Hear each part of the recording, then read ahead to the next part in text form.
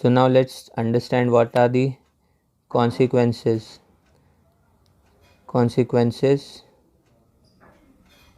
of special theory of relativity and the postulates of special theory of relativity. So the first consequence is length contraction. Remember, the effects of special theory of relativity will be felt when the speed of light when the speed of the object is close to the speed of light in vacuum. Otherwise these quantities are very small, so they will not be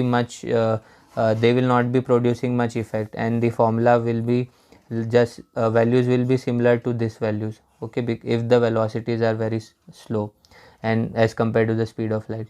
So first is length contraction. So let's say if some object is moving with very high velocity, then it is observed that the length of the object in the frame of reference which is moving will be smaller, okay. So it is given like this: L will be equal to L naught root 1 minus v square over c square. Now what are various things here? So this L naught is the proper length or rest length, or rest length of the object. L is the contracted length of the object. So whenever some object is moving with high velocity, so it is observed that its length is contracted, okay. That is, let's say this is the object. So if it is moving in this direction, so it is observed that its length will be observed to be a bit less, it will be a bit contracted. So this happens because we need to have speed of light same for all the observers. So in order to have that, space is not absolute, that is, the length of the object is not absolute, it will change in different frames of references. In rest frame you will have different length, in moving frame you will have a different length. Now where v is the velocity of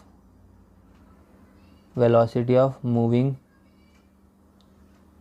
frame and the object. So let's say the object is moving with velocity v and one of the frame is also moving with velocity v. So that is the velocity. Let's try to draw the frames of reference so you can understand better.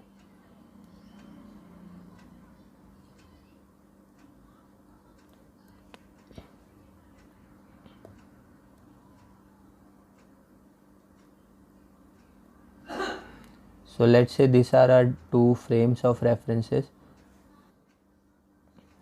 Let's say this frame is moving with velocity v and we have an object here which is also moving with velocity v. Now the positions are x1 and x2, and here x1 dash and x2 dash. So this is the situation. So this normal length is equal to x2 minus contracted length is equal to x2 minus x1, and the rest mass length, because if the frame is moving with velocity as same as the object, so in this frame of reference this object will be at rest, so therefore this is the rest length, it will be x2 dash minus x1 dash, okay. So the length remains length becomes contracted. L naught is greater than L. This is the concept of length contraction. So moving objects are shortened in the direction in which they are moving. Let's write it here.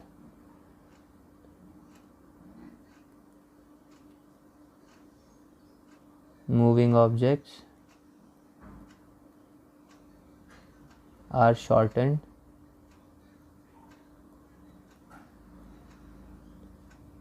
along the direction in which they are moving.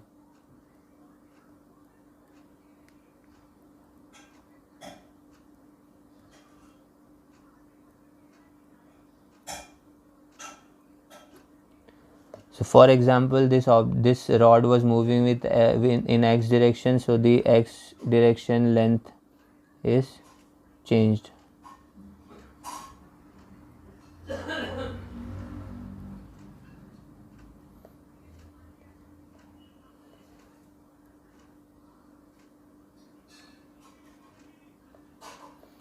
This is one of the consequences. Now, another consequence of the special theory of relativity is time dilation. Time dilation. So according to this theory, when the object is moving with very high velocity, then the time of the object slow. Okay, again, time is not absolute according to Einstein's theory. So it is given by this formula: t equal to t naught over root 1 minus v square over c square. So again here t naught is the proper or rest time, rest frame time. T is the dilated time or improper time, it is also called improper time.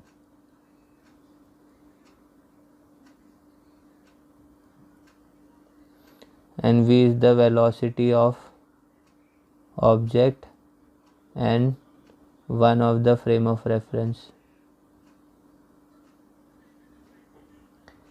So same situation, let's say that this is a situation, so the time period of motion between these two objects will be t naught in this frame which is moving with same velocity as the object, and t for this frame. So this formula tells us that the time t is greater than t naught. So this means that the time slows down in the improper time reference frame. Time slows down. So this in simple words, this means that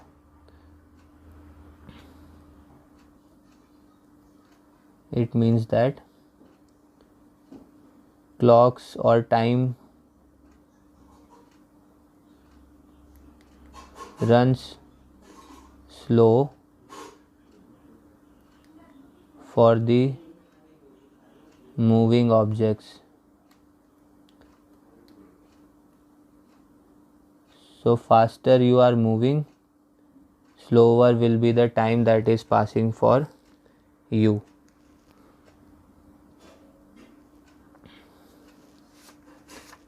Now there is another phenomena that happens, and that is the phenomena of mass increment.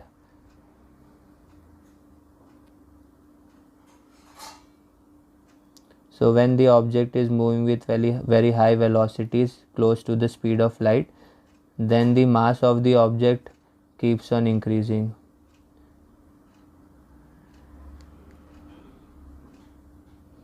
When an object is moving with very high velocities, then its mass keeps on increasing. So the energy that we are providing to speed up the object, some of that energy is getting converted into the mass by Einstein's formula of E equal mc square. So this is also very interesting, that when the objects are moving very fast, then the mass increase, and it is given by m equal to m naught over root 1 minus v square over c square. Again, m naught is the rest or proper mass, that is the mass in the rest frame. M is the improper mass or incremented mass, and v is the velocity of the object and one of the frame of reference, which is also called the rest frame of reference, because it is moving with the same velocity as the object itself. So this is quite important. So here if you observe, m is greater than m naught, that is time, that is the mass has increased. M naught is called the rest mass, that is the mass when the object is at rest.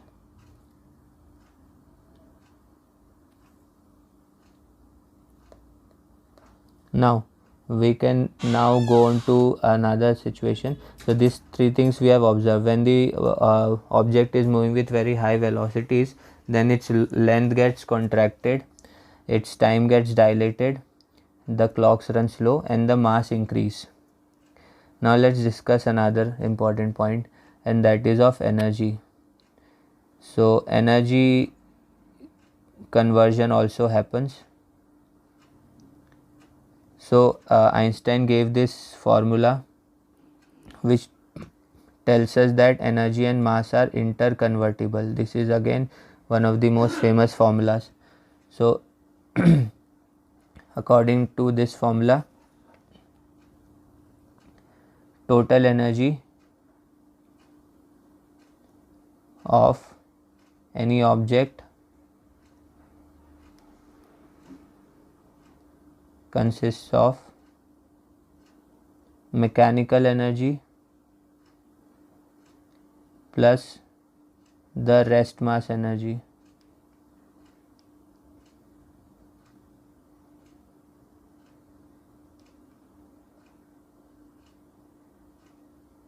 Of the object. So what does this mean? So this means that total energy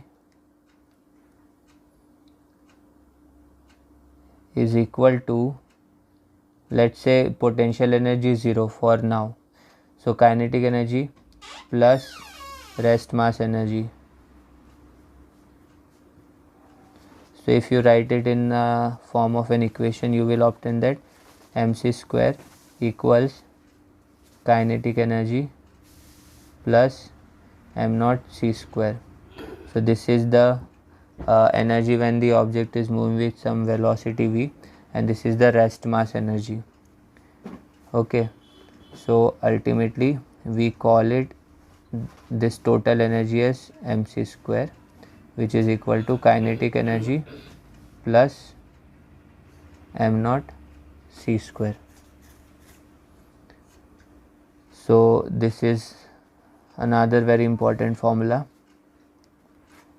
which tells us that the energy is not only because of the mechanical property like speed and position, but it is also due to the mass of the object. The mass of the object consists of energy also. So this is one of the most famous equations, and this is further modified into another form, and that form is about the relation between energy and momentum. Okay, so this is between energy and momentum.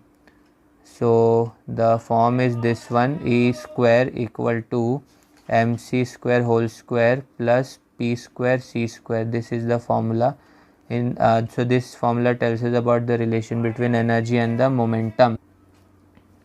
So now let's try to understand what will happen if you can travel with the speed of light.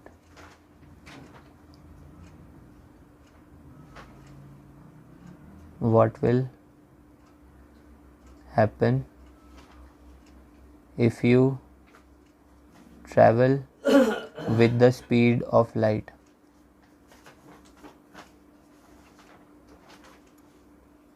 That is c. So that is your velocity is equal to the speed of light c. So first of all, what about your length? So it is given by this formula. So what will happen?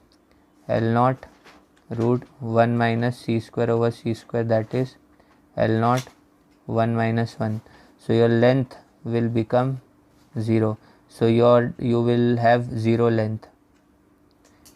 Second, what about your mass? So your mass will be m naught over root 1 minus v square over c square. So if you put the value here, you will have 1 minus c square over c square. So it will give you m naught over 0.